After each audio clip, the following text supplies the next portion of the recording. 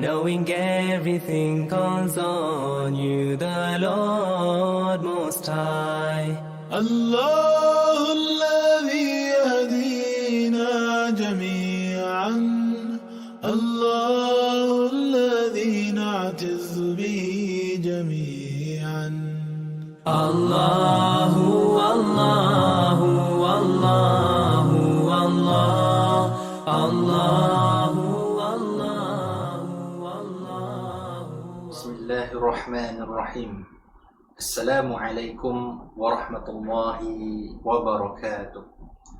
الحمد لله رب العالمين، والصلاة والسلام على أشرف الأنبياء والمرسلين نبينا محمد وعلى آله وأصحابه أجمعين. رب اشرح لي صدري ويسر لي أمري واحلل عقدة من لساني يفقه قولي. اللهم أنت ربي لا إله إلا أنت خلقتني وأنا عبدك وأنا على عهدك ووعدك ما استطعت. أعوذ بك من شر ما صنعت، أبوء لك بنعمتك علي وأبوء بذنبي فاغفر لي فإنه لا يغفر الذنوب إلا أنت. أما بعد. Alhamdulillah, tuan-tuan dan puan-puan sekalian, kita bersyukur kepada Allah Subhanahu wa taala di atas segala kenikmatan yang Allah Subhanahu wa taala kurniakan. Semoga dengan kesyukuran yang kita panjatkan, Allah akan tambahkan lagi kenikmatan di atas kehidupan kita semua. Amin. Jadi alhamdulillah tuan-tuan dan puan-puan sekalian, kita bersama sekali lagi bertemu di dalam rancangan Bicara Rohani bersama dengan saya, iaitu Muhammad Afdal bin Abdul Hamid, yang di mana kita akan membincangkan yang selanjutnya tentang tanda-tanda orang munafik. Jadi seperti mana yang saya sudah kongsikan kepada tuan-tuan dan puan-puan sekalian, tentang tanda-tanda orang-orang munafik itu ada banyak. Okay, yang pertama sekali kita membicarakan ataupun membincangkan tentang apakah itu kemunafikan, apakah yang dimaksudkan dengan nifaq. Okay, jadi kita tahu bahawasanya nifaq itu adalah sesuatu yang zahirnya lain, yang kita sembunyikannya lain. Itu apa yang terzahirnya adalah berbeza dengan apa yang berada di dalam hatinya. Kemudian nifaq itu adalah merupakan di antara penyakit daripada penyakit-penyakit hati yang harus diubati oleh sesiapa yang ada dalam hatinya sebagai orang yang beriman kepada Allah Subhanahu wa taala. Nifaq ataupun pelakunya yang disebutkan sebagai munafik merupakan salah satu penyakit yang sangat-sangat berbahaya yang perlu dirawat. Jika tidak ditangani sesegera mungkin akan mengakibatkan penderitanya binasa. Jadi dengan itu, kalau kita melihat kepada sejarah dalam sejarah Islam, sifat munafik itu baru muncul setelah Nabi SAW berhijrah daripada Mekah pergi ke Madinah. Tepatnya adalah setelah peristiwa peperangan Badar. Sebelum itu tidak ada seseorang pun yang mempunyai tanda-tanda kemunafikan. Mulai saat itu selepas kemenangan Islam dalam peperangan Badar dan juga peperangan-peperangan yang lain, Islam dan juga penganutnya menjadi semakin ramai dan juga semakin kuat. Jadi mulanya disitulah orang-orang yang kafir yang memeluk agama Islam berpura-pura memeluk agama Islam oleh kerana kan mereka inginkan perlindungan, tetapi hati mereka tidak berlindung daripada sifat-sifat mereka. Jadi padahal hati mereka ini menyembunyikan kekufuran, kebencian terhadap agama Islam dan juga penganut-penganutnya. Inilah yang disebutkan orang-orang munafik. Pada zaman Nabi SAW, mereka menyembunyikan kemunafikan mereka supaya tidak dapat dikenal pasti, tetapi telah diberitahu di antara tanda-tandanya oleh Nabi SAW. Namun pada zaman sekarang ini, ramai orang ataupun boleh kita katakan mereka tidak segan silu untuk menzahirkan apa yang hati mereka selama ini menyembunyikan. Semoga Allah Subhanahu wa taala melindungi kita semua daripada sifat kemunafikan. Jadi baiklah tuan-tuan dan puan-puan sekalian, perkongsian pada 2 minggu yang lepas saya ada kongsikan 5 di antara tanda-tanda orang-orang munafik. Di antaranya adalah malas beribadat kepada Allah Subhanahu wa taala. Dan juga di antaranya telah saya kongsikan kepada tuan-tuan dan puan-puan yang dimuliakan adalah lupa kepada Allah Subhanahu wa taala, melalaikan dan melewatkan, menunda-nundakan solat fardu yang telah diwajibkan oleh Allah Subhanahu wa taala tanpa ada apa-apa halangan ataupun apa-apa kesibukan sekalipun. Mereka melalaikan dan menundakan solat-solat waktu mereka, menyuruh kepada kemungkaran dan menghalang daripada kebaikan. Ini juga di antara sifat-sifat ataupun tanda-tanda kemunafikan. Dan yang kelima, menyembunyikan ilmu serta kebenaran. Kebenaran yang dimaksudkan di sini adalah Islam, kerana Islam itu membawa kebenaran. Di samping itulah yang dimana kalau ada orang yang menyembunyikan sesuatu yang telah disampaikan kepadanya tentang Islam, lalu itu adalah orang yang mempunyai di antara tanda-tanda munafik. Jadi pada hari ini insya-Allah kita akan meneruskan perkongsian yang selanjutnya tentang tanda-tanda munafik ini, supaya dengan kita mengetahui tanda-tanda ini dapat kita menghindarkan dan menghapuskan serta menghakiskan daripada hati kita, supaya kita menjadi seorang mukmin yang sejati, yang mukmin yang bersih daripada sifat-sifat nifaq ini. Amin. Jadi yang seterusnya adalah mengamalkan riya. Jadi riya itu apakah, tuan-tuan dan puan-puan sekalian? Saya yakin dan saya pasti bahawasanya setiap daripada kita tahu apakah maksud riya. Riya itu adalah kita ingin orang ramai melihat kepada ibadat yang kita lakukan dengan harapan penglihatan mereka itu akan membuahkan pujian daripada mereka. Okay. Sebagai contoh, ada orang yang melakukan solat fardu berjemaah. Oleh kerana apa? Oleh kerana nakkan orang puji bahawasanya dia ni orang yang rajin. Ada orang yang bersedekah, menginfakkan harta bendanya, dan dia memberitahu kepada orang ramai dengan tujuan inginkan pujian daripada orang, supaya orang mengatakan bahawasanya dia ni adalah orang yang pemurah. Ada juga seseorang yang menyampaikan dan juga mempelajari ilmu, terutamanya ilmu tentang Islam, tentang agama, dengan harapan dan juga dengan tujuan, dengan niat bahawasanya orang akan memujinya, bahawasanya dia ni adalah orang yang alim, orang yang bijak pandai, orang yang warak dalam agamanya. Jadi ini adalah di antara contoh-contoh orang-orang yang melakukan sesuatu amalan kerana riya, itu kerana ingin diperlihatkan, kerana amalannya dipersembahkan bukan kepada Allah Subhanahu wa taala tetapi kepada manusia. Okey, jadi ini adalah sangat bahaya sekali, dan ini yang perlu kita hapuskan daripada hati kita, kerana amalan tidak boleh kita persembahkan melainkan kepada siapa? Lillahi ta'ala, kepada Allah Subhanahu wa ta'ala. Okay. Tuan-tuan dan puan-puan sekalian, Imam Fakhruddin Ar-Razi telah menyebutkan di dalam kitabnya Mafatihul Ghaib. Jadi riya itu ialah apa? Riya itu ialah menzahirkan sesuatu yang tidak ada pada hatinya, supaya orang ramai melihatnya sebagai orang yang kuat pegangan agama. Jadi ini adalah maksud riya yang dibawa oleh Imam Fakhruddin Ar-Razi rahimahullah. Jadi dikatakan orang ni dia nak orang lain puji dia, nampak dia sebagai orang yang berkuat ataupun orang yang beragama, orang yang kuat daripada segi pegangan agama.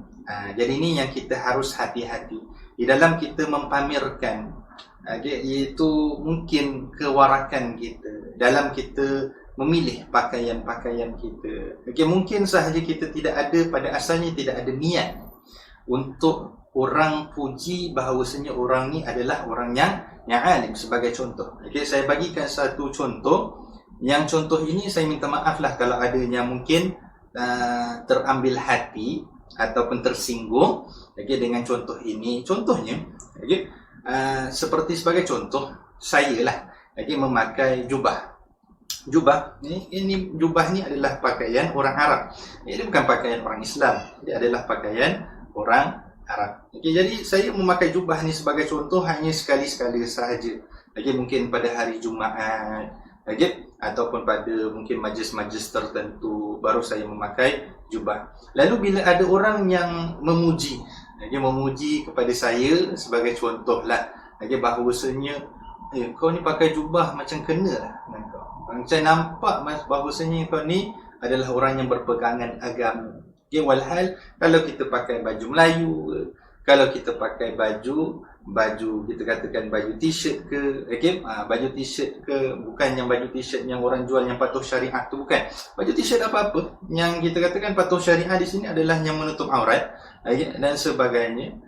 Jadi bukanlah itu yang kita katakan orang tak tahu kita alim ke tidak pun tidak menjadi masalah bagi kita. Okay? Namun bila seseorang telah mengatakan kata-kata yang itu, mengatakan bahawasanya kita ni nampak macam alim, kemudian kalau pakai baju t-shirt dengan seluar panjang biasa nampak macam tak orang yang alim, kita menjadi seseolah tergugat.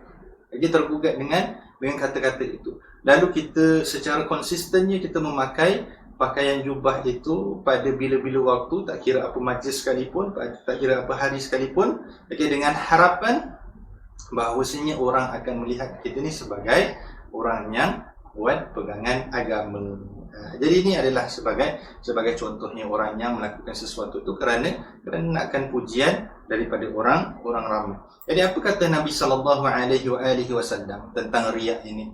Nabi SAW mengatakan di dalam hadisnya yang bermaksud, perkara yang paling aku takut terjadi kepada kamu adalah syirik yang kecil. Kemudian para sahabat radhiyallahu anhum bertanya kepada Nabi sallallahu alaihi wasallam, wahai Rasulullah, apakah itu syirik yang kecil yang kau maksudkan? Nabi sallallahu alaihi wasallam bersabda, itulah riya.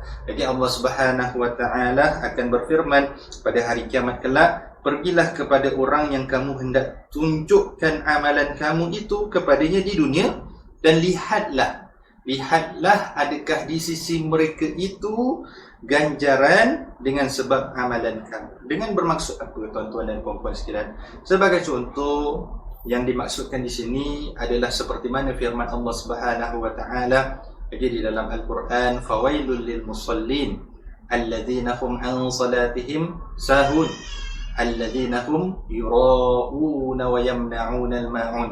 Okey, jadi fawailul lil musallin, Allah katakan maka celakalah bagi orang yang mendirikan solat. Kenapa orang yang mendirikan solat pun mendapat kecelakaan, kemurkaan Allah Subhanahu wa taala, laknat daripada Allah Subhanahu wa taala? Allah katakan alladzina hum an salatihim sahun. Okey, adalah mereka itu yang mendirikan solat dengan malas-malasan, dengan penuh kelalaian. Jadi kemudian Allah katakan alladzina hum yura'un, iaitu yang di mana mereka mendirikan solat kerana ingin solat mereka itu dipuji oleh orang ramai. Jadi pada zaman Nabi sallallahu alaihi wasallam, Nabi pernah bagi tahu bahawasanya orang munafik, Nabi katakan antaranya adalah mereka tidak mendirikan solat subuh dan solat isyak secara berjemaah. Kenapa tuan-tuan dan puan-puan sekalian?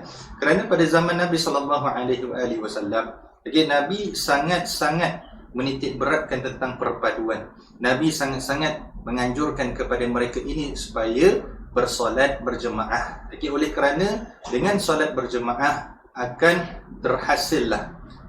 terhasillah ukhuwah, iaitu persaudaraan yang kuat. Kerana Nabi katakan di dalam hal yang tentang solat jemaah ini boleh menyatukan hati-hati kita. Jadi itu yang disebabkan Nabi SAW sangat-sangat menganjurkan solat berjemaah. Jadi kemudian apa yang Nabi katakan bahawasanya orang munafik itu mereka tidak solat subuh dan solat isyak secara jemaah. Jadi adakah kita kalau kita tinggal berjauhan daripada masjid pada zaman ini yang kita tidak melakukan solat subuh dan solat isyak secara berjemaah di masjid, adakah kita juga dilabelkan sebagai munafik? Maknanya tidak. Oleh kerana apa yang Nabi katakan pada masa itu, iaitu yang di mana mereka hanya solat berjemaah pada waktu zuhur, pada waktu asar, pada waktu maghrib. Oleh kerana pada waktu ketiga-tiga waktu itu hari belum gelap dan orang ramai dapat lihat kehadiran mereka ke masjid untuk mendirikan solat secara berjemaah. Kalau pada waktu subuh dan juga waktu isyak, hari telah gelap dan masjid pun mungkin kegelapan dan tidak akan dapat dilihat dan dikenal pasti siapakah yang sedang solat subuh dan juga solat isyak secara berjemaah. Jadi itulah yang disebabkan Nabi mengatakan bahawasanya ini di antara orang munafik. Bagi oleh kerana mereka mendirikan solat di masjid secara berjemaah kerana orang nampak. Bila orang nampak, orang puji. Bila orang puji, kita pun jadi bangga. Kita pun tenggelam dengan pujian.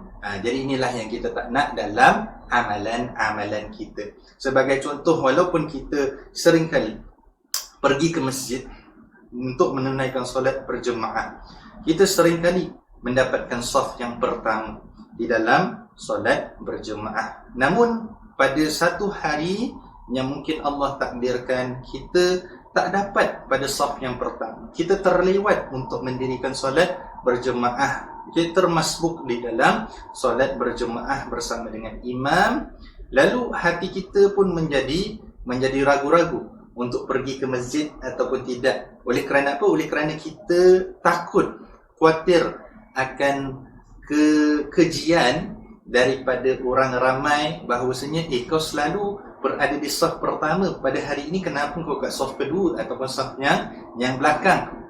Jadi kenapa? Jadi di situlah yang di mana zahirnya hati kita macam, alamak, ini mestilah confirm lah orang akan keji aku, orang akan pandang rendah kepada aku, orang akan hina aku.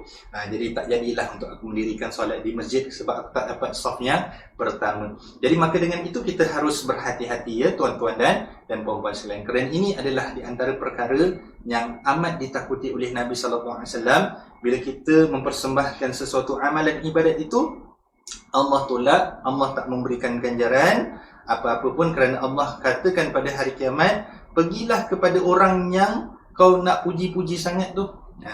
Kau nak puji-puji sangat tu, pergi kepada dia, tanya kepada dia apa ganjaran yang dia boleh berikan kepada engkau. Jadi itulah yang di mana kita kena hati-hati, kerana ganjaran, rahmat, apa sahaja kebaikan Allah yang berikan. Jadi itulah yang di mana amalan kita jangan ada disaluti dengan perkara riya. Okey. Jadi Syekh Farid Al-Ansari membahagikan riya itu kepada beberapa bahagian.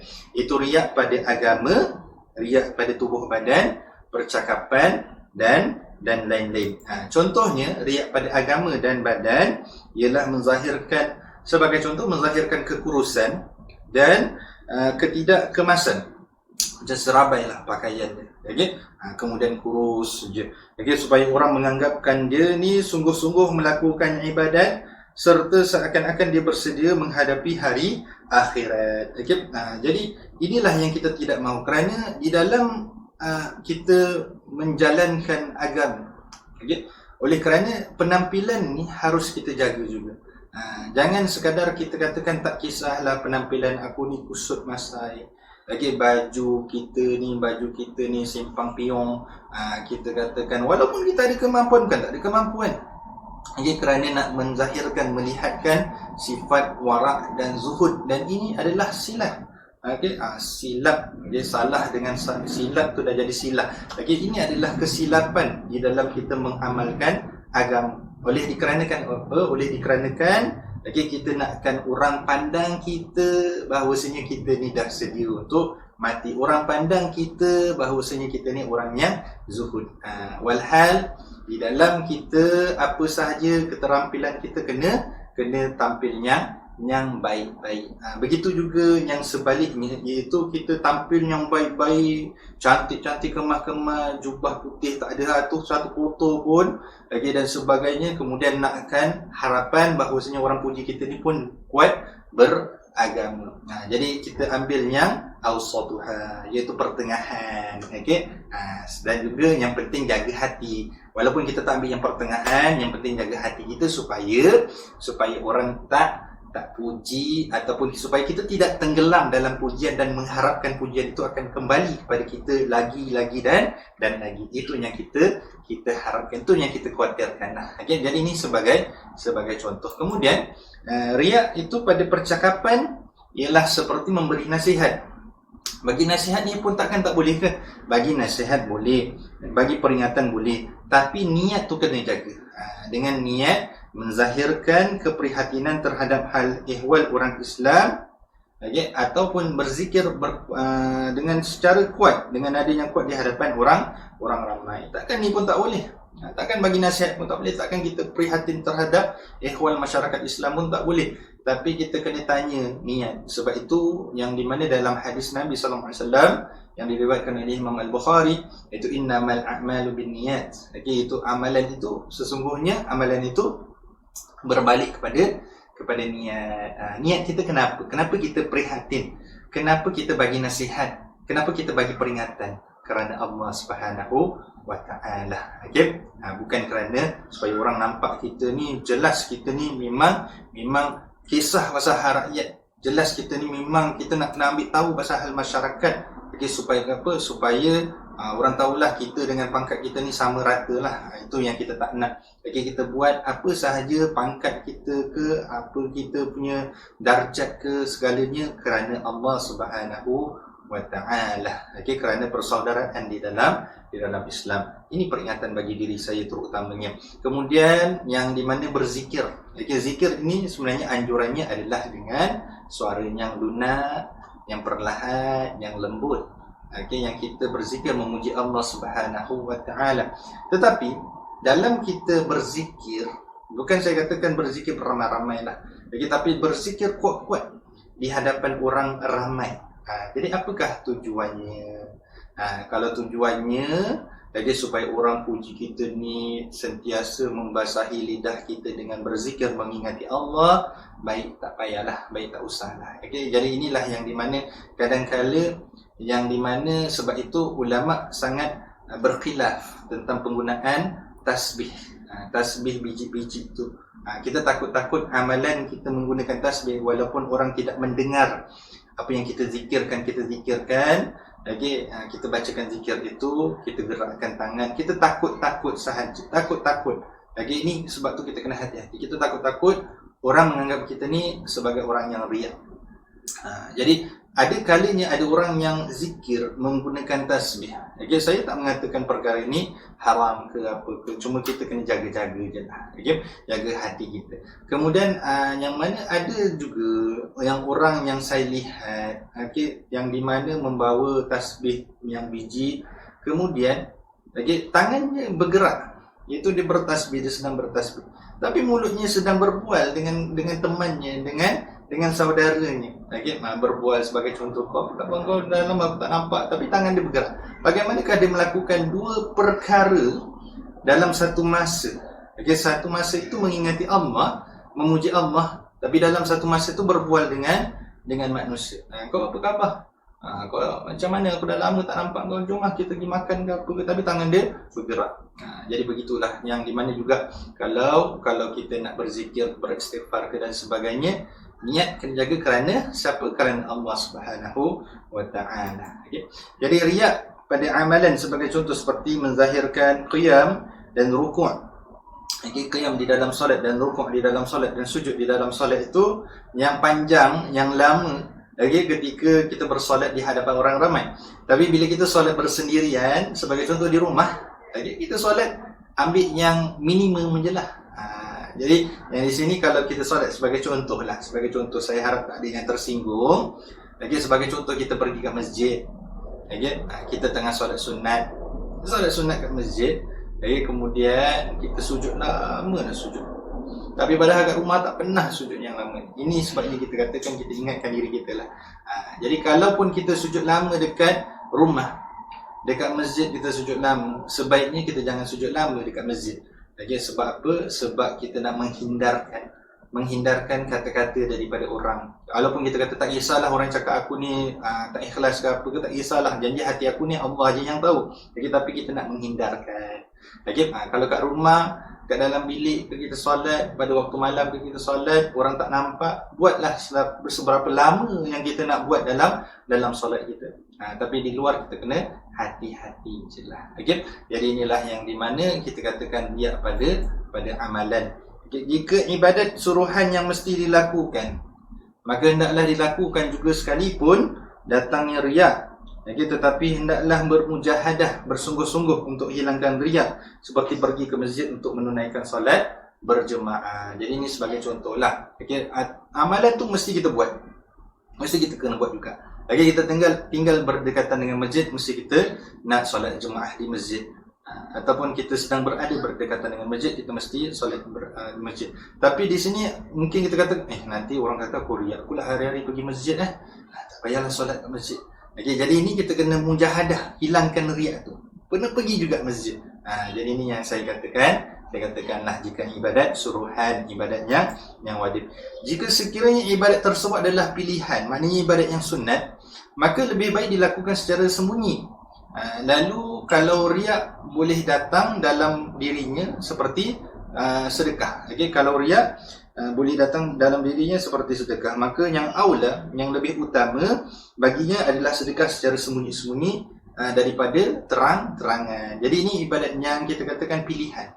Lagi kita boleh pilih sama ada nak bersedekah orang nampak atau tidak, tapi sebaiknya orang tak nampak. Jadi itu yang mana kita katakan. Begitu juga solat sunat. Sebenarnya solat sunat ni sebaik-baiknya adalah kita dirikan di rumah. Solat sunat. Lagi kalau kita tak sempat untuk dirikan di masjid, di rumah kita boleh dirikan di masjid lah sebagai contoh qabliyah. Tapi ba'diyah sebaik-baiknya kita dirikan di rumah kalau ada ba'diyahnya. Jadi ini yang mana sebaik-baiknya. Okey. Jadi ini kita katakan jika ibadat tersebut ada pilihan. Jika sekiranya menunjuk itu dengan niat sebagai galakan seseorang untuk mengikuti sebagai satu sunnah yang baik, maka dibolehkan. Okey, jadi ini sebabnya kalau kita nak buat sesuatu perkara yang baik, tapi niatkan supaya orang ikut cara kita. Okey. Dengan mujahadah supaya hilangkan riak.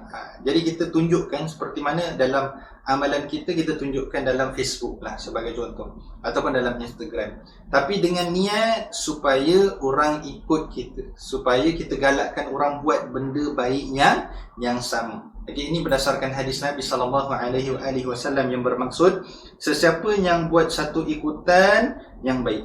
Jadi man sanna sunnatan hasanatan, yang baik lalu diikuti, maka baginya pahala dan pahala yang serupa bagi sesiapa yang mengikutinya tanpa ada pengurangan sedikit pun daripada pahala itu. Maknanya kalau dia buat benda yang baik, orang nampak dia buat benda yang baik, orang ikut, kita dapat pahala. Lepas tu orang tu yang ikut kita, yang buat, dia dapat pahala dia buat, kita pun dapat pahala sebab kita tunjukkan dia benda yang baik. Tetapi di sini, dan barang siapa yang buat satu ikutan yang jahat lalu diikuti, maka baginya dosa dan dosa yang serupa bagi yang mengikutinya tanpa ada pengurangan sedikit pun. Jadi di sini yang lebih maksud kalau kita buat dosa, orang nampak dan seolah-olah kita mengajarkan dia buat dosa. Jadi kita dapat dosa, dapat balasan dosa, kemudian orang tu dia buat, dia dapat dosa dia, kemudian kita pun dapat dosa dia. Jadi tu yang mana kita katakan jangan tunjukkan benda yang tak baik, tunjukkan benda yang baik. Jadi role model. Jadi contoh ikutan tauladannya yang baik. Sebab itu Nabi SAW diutuskan untuk memperbaiki akhlak. Supaya kita dapat mencontohi segala apa yang Nabi SAW lakukan. Jadi sebagai contoh, kita sebagai bapa, tunjukkan yang baik kepada anak-anak. Takut anak-anak belajar benda yang tak baik daripada kita, dia ikut perangai kita. Jadi kita katakan, kita marah kepada dia, bapak buat boleh, kau buat kau jangan buat. Itu jangan macam gitu. Kalau boleh kita jangan buat dulu. Lepas tu anak-anak akan ikut cara kita. Jadi ini yang sebetulnya lah. Kemudian yang kedua, dalam hal yang tanda-tanda orang-orang munafik adalah hasad dengki. Hasad dengki ni siapa yang tak tahu? Ada orang yang dah letak PhD. Orang ni mesti ada PhD. Penyakit hasad dengki. Ada PhD yang lain tu kita katakan yang lain lah. Tapi kita pun kadang-kadang ber-PhD kepada orang yang ber-PhD. Kita pun berpenyakit hasad dengki kepada orang yang ada kelulusan PhD. Jadi ini yang tak sewajarnya lah. Jadi hasad dengki tu apa tuan-tuan dan puan-puan sekalian? Hasad dengki tu dapat diartikan sebagai sesuatu sikap yang tidak senang atas kenikmatan, kesenangan ataupun kelebihan yang ada pada orang lain dan berusaha untuk menghilangkan kenikmatan itu. Senang cakap, kita tak senang tengok orang senang. Jadi ini adalah orang yang berhasad dengki, tak senang tengok orang senang. Jadi hati dia gelisah, sampai orang tu tak senang baru kita jadi senang. Selagi orang tu senang, kita tak senang. Jadi ni yang mana kita tak naklah sama-sama tak senang. Jadi itulah yang di mana hasad dengki ni tak boleh ada dalam diri kita. Allah Subhanahu Wa Taala mengarahkan kita meminta perlindungan daripada Allah Subhanahu Wa Taala daripada kejahatan sifat hasad dengki ni, seperti mana di dalam surah Al-Falaq ayat yang kelima, wa min syarri hasidin iza hasad.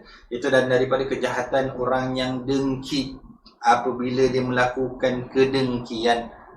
Jadi ini kita minta perlindungan Allah Subhanahu Wa Taala. Kemudian sabda Nabi sallallahu alaihi wasallam, ingat ni, peringatan Nabi sallallahu alaihi wasallam, iyyakum wal hasada fa innal hasada ya'kulul hasanat kama ta'kulun narul hatab.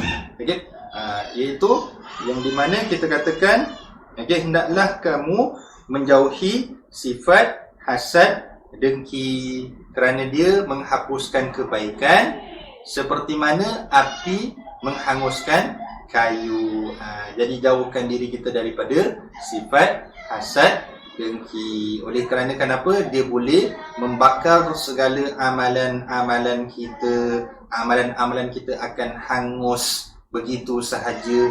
Contohnya apa? Contohnya seperti mana yang dikatakan oleh Datuk Dr. Zulkifli Al-Bakri di sini, hafizahullah. Lagi dikatakan, awasilah kamu daripada hasad dengki, kerana ianya adalah dosa yang pertama dibuat manusia di atas muka bumi kepada Allah Subhanahu Wa Taala. Jadi pada pertama kali hasad dengki ini dibuat oleh iblis kepada Adam alaihissalam, kerana Adam mempunyai kelebihan yang tidak ada yang dipunyai oleh iblis. Kemudian dia berhasad dan dengki nak hilangkan nikmat itu daripada dirinya. Kemudian yang kedua dilakukan di dunia ini adalah daripada anak-anak Nabi Adam alaihissalam. Yang kita tahu daripada kisah yang dinamakan sebagai kisah Habil dan Qabil, yang di mana di antaranya adik-beradiknya ataupun adiknya bunuh abangnya sebagai contoh. Jadi inilah yang mana kita tak nak ada sifat hasad, takut bawa kepada kedengkian, takut membawa kepada pembunuhan. Jadi ini kita tak nak dalam diri kita lah. Kemudian ada pertanyaan, apakah wujud di dalam syurga perasaan hasad dengki dalam kalangan penghuninya? Jadi bila kita dah masuk dalam syurga nantilah, kita doa kepada Allah Subhanahu Wa Taala, kita dapat masuk dalam syurga. Tak ada orang yang tak nak masuk dalam syurga, tuan-tuan dan puan-puan sekalian. Tak ada orang yang katakan tak apalah, tak naklah masuk syurga, tepi-tepi pun bolehlah, tak nak masuk syurga lah. Tak ada. Sedangkan ada hadis yang menyebutkan tentang orang yang terakhir masuk ke dalam syurga Allah Subhanahu Wa Taala tu. Begitulah sifatnya. Dia minta supaya dia dikeluarkan daripada neraka. Bila dia dah dikeluarkan daripada neraka, dia minta pula didekatkan dengan pintu syurga. Bila dia dah dekat dengan pintu syurga, dia nak minta pula masuk dalam syurga. Tapi Allah bagi, Allah berikan kepadanya. Jadi sebab itu saya katakan tak adalah orang yang bergelar orang Islam, orang yang beriman tak nak masuk dalam syurga, tak ada. Jadi yang penting di sini tentang adakah perasaan seperti hasad yang akan ada dalam hati penghuni-penghuni syurga. Jadi jawapannya adalah di dalam syurga kehidupan penghuni-penghuninya penuh dengan persaudaraan, penuh dengan perasaan kasih sayang, dan sentiasa gembira tanpa ada sebarang hasad, dengki, dendam, kesumat dan segala sifat-sifat mazmumah, sifat-sifat yang keji yang wujud di dunia dahulu. Itulah negeri yang kekal, yang penuh dengan kenikmatan yang agung, yang akan didiami oleh orang-orang yang beriman. Jadi dalam syurga tak ada hasad, tak ada dendam, tak ada dengki, tak ada benda-benda buruk pun tak ada. Jadi sebab itu benda hasad ni tak sewajarnya ada pada diri seorang yang bergelar orang Islam, orang yang beriman. Biarpun orang buat kita macam mana jahat sekalipun, selagi mana orang tu adalah orang yang beriman, kita tak boleh ada hasad, kita tak boleh ada dendam. Kita tak boleh nak katakan apa sahaja keburukan kepada dirinya. Kita kena maafkan. Kita kena maafkan, kita kena perbaiki perbaiki perhubungan kita dengan dia, supaya lama-kelamaan dia akan menjadi rapat kepada kita, dia akan menjadi baik kepada kita. Jadi sebab itu, kalau nak mempertahankan Nabi SAW sekalipun daripada orang yang bukan beriman, kita respon seperti mana Nabi SAW respon. Okay? Dan Nabi SAW tidak pernah membalas kejahatan dengan kejahatan. Jadi itu yang sebabnya tak perlu ada sifat dendam. Okay? Kita maafkanlah, biarkan, lepaskan. Okay? Jadi perkara-perkara ini kita lepaskan. Kita takkan adakan kata aku tuntut pada mahkamah Allah Subhanahu Wa Taala nanti ke apa. Itu dendam, tuan-tuan dan puan-puan sekalian. Jadi ini yang mana kemaafan tu adalah yang paling terbaik, orang yang paling kuat sahaja yang akan berikan kemaafan. Okay?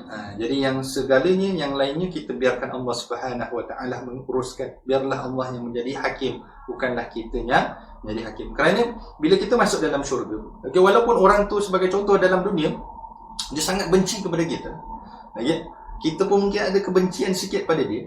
Okay, takkan dalam syurga nanti bila kita bertemu, kita akan kata, alamak si fulan ni lagi, kat dunia jumpa dia, kat dalam akhirat pun jumpa dia, dalam syurga pun jumpa dia. Menyampah. Tak ada sifat menyampah dalam syurga nanti, tuan-tuan dan puan-puan sekalian. Jadi kita akan saling bersaudara, kita akan saling kasih mengasihi, sayang menyayangi, rahmat merahmati. Jadi itulah yang diajarkan di dalam Islam. Okey. Jadi ini yang diantaranya buktinya disebutkan di dalam Al-Quran, di dalam surah Al-A'raf. Allah Subhanahu Wa Taala katakan, wa naza'na ma fi sudurihim min ghillin tajri min tahtihimul anhar wa qalu alhamdulillahi alladhi hadana li hadha wa ma kunna linahtadiya laula an hadana Allah. Itu dan kami, itu Allah Subhanahu Wa Taala cabutkan segala dendam dan hasad dengki daripada hati mereka di dalam syurga. Tak ada, dah cabut. Okay? Yang mengalir beberapa sungai di bawah tempat masing-masing, iaitu di antara nikmat syurga. Dan mereka pula bersyukur kepada Allah, memuji Allah dengan mengatakan segala puji tertentu bagi Allah yang memberikan hidayah, petunjuk untuk mendapatkan nikmat-nikmat ini. Okay? Jadi kemudian di dalam surah Al-Hijr juga Allah Subhanahu Wa Taala sebutkan, wa innal muttaqina fi jannatin wa 'uyun udkhuluha bisalamin aminin. Sesungguhnya orang-orang yang bertakwa adalah ditempatkan di dalam beberapa taman-taman syurga dengan mata air itu terpancar padanya. Udkhuluha, mereka dipersilakan oleh malaikat. Iaitu malaikat menyambut mereka dengan penuh kehormatan dengan berkata, udkhuluha bisalamin aminin, masuklah kamu ke dalamnya dengan selamat sejahtera serta beroleh keamanan. Maknanya dalam syurga tak ada lagi kita apa yang penderitaan yang kita alami di dunia, tak ada lagi dalam syurga. Semuanya berhidup aman, damai. Jadi ini yang dikatakan juga oleh Allah Subhanahu Wa Taala, wa naza'na ma fi sudurihim min ghillin ikhwanan ala sururin mutaqabilin. Dan kami cabut akan apa yang ada di hati mereka daripada perasaan hasad dengki, sehingga menjadilah mereka bersaudara dalam suasana kasih sayang, kasih mesra. Okay? La yamassuhum fiha nasabu wa ma hum minha bimukhrajin. Itu mereka tidak akan disentuh dengan susah payah sekalipun dalam syurga itu, dan mereka pula tidak sekali-kali akan dikeluarkan daripadanya. Maknanya mereka akan kekal duduk dalam syurga itu untuk selama-lamanya. Jadi duduk dalam syurga akan selama-lamanya lah duduk dalam syurga. Jadi itu yang kita nakkan pada hari akhirat kelak. Jadi tuan-tuan dan puan-puan sekalian, ada beberapa tips yang saya nak kongsikan kepada tuan-tuan dan puan-puan sekalian agar kita terhindar daripada sifat nifaq. Di antaranya adalah seperti mana yang dikatakan oleh Syekh Muhammad Saleh Al-Munajjid. Itu di dalam kitabnya Mufsidat Al-Qalb, An-Nifaq, itu bersegera melaksanakan salat jika waktunya telah tiba dan berusaha takbiratul ihram bersama dengan imam, itu bersalat jemaah di masjid. Berusaha untuk bersegera dalam melaksanakan solat berjemaah. Ini kerana Nabi SAW mengatakan, barang siapa yang menunaikan solat berjemaah selama 40 Bagi 40 waktu ke 40 hari ke 40 bulan ke dan sebagainya tidak diketahui. Dengan memperolehi takbiratul ihram bersama dengan imam, maka ia akan ditetapkan itu dia terbebas daripada dua perkara. Yang pertama, terbebas daripada api neraka. Yang kedua, terbebas daripada kemunafikan. Jadi inilah yang mana kalau kita rajin bersolat berjemaah, rajin-rajinkan diri untuk datang masjid untuk solat berjemaah. Kalau tidak pun sekurang-kurangnya jangan tinggalkan solat fardu. Kemudian yang kedua, yang berakhlak baik dan memperdalami ilmu agama Islam. Tunjukkan akhlak yang baik dan belajar tentang Islam dengan sebenar-benarnya lah, itu daripada orang yang boleh mengajarkan Islam secara bertauliah. Jadi kemudian yang diberitahu di dalam hadis Nabi yang diriwayatkan oleh Imam At-Tirmizi rahimahullah, ada dua sifat yang tidak akan pernah tergabung dalam hati orang yang munafik. Itu yang pertama, perilaku yang luhur, iaitu akhlak yang baik dan pemahaman dalam agama. Jadi oleh kerana orang yang munafik ni dia tak faham tentang agama. Jadi disebabkan itu dia langgar aja penyang daripada suruhan-suruhan Allah Subhanahu wa taala. Yang ketiga dan juga yang terakhir pada hari ini yang saya nak kongsikan adalah rajin-rajinlah kita bersedekah. Jadi Rasulullah SAW bersabda, sedekah itu merupakan bukti. Bukti di sini bermaksud bukti akan keimanan. Oleh kerana itu orang munafik dia tidak suka bersedekah kerana tidak adanya iman yang mendasarinya. Jadi rajin-rajin bersedekah, insya-Allah Allah akan hilangkan kemunafikan ataupun kenifakan di dalam hati kita. Sedikit sebanyak yang saya nak kongsikan. Minta maaf kalau ada kekurangan dan kesalahan. Segala kebaikan datangnya daripada Allah Subhanahu wa taala. Kita akhiri majlis ilmu kita dengan wabillahi taufiq wal hidayah. Wassalamualaikum warahmatullahi wabarakatuh.